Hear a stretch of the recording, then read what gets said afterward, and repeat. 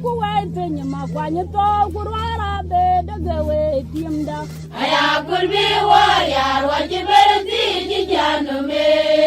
jengalan ngela jengalan jeng yola jemonya makwaje kayene ruderbu kajate kugano mama kwai ku baber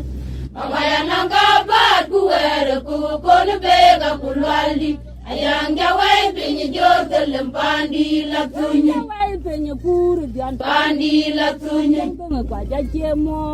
waya waje wong aya waje dalya kumyaro wongwa ben wanyi wajor ko yoga yetun zogo majate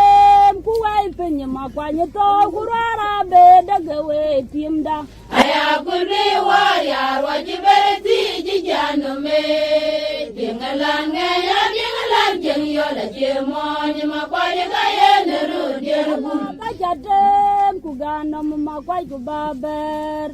Mabaya nangabat kuwer ku kon bega kulwali ayanga wai penye jortel pandi la tunya wai penye kuru dian pandi la tunya penye kajaje mo waya waje wong aya waje dalya kumyoro wongwa ben wanyi wajor ko yoga yetum zogo